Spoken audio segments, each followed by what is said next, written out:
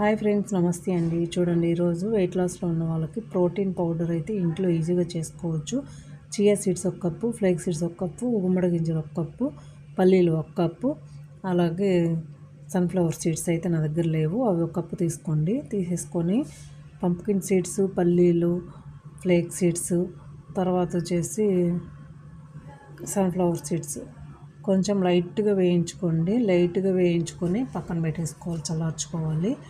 తర్వాత ఇవన్నీ 1 by 1 అన్నీ మిక్సీ జార్లో వేసేసుకొని బరకగా కొంచెము మిక్సీ పట్టిన తర్వాత ఈ చియా సీడ్స్ అయితే వేసేసుకొని మిక్సీ పట్టుకోవాలి. మిక్సీ పట్టేసి కొద్దిసేపు అంటే పౌడర్ కొద్దిగా చల్లారిన తర్వాత బాటిల్లో వేసి స్టోర్ చేసుకోవడమే. ఇది వచ్చేసి 1 స్పూను గోరువెచ్చని నీళ్ళలో వేసి ఒక 5 minutes అయితే పక్కన వదిలేసుకొని మీరు తాగేయచ్చు.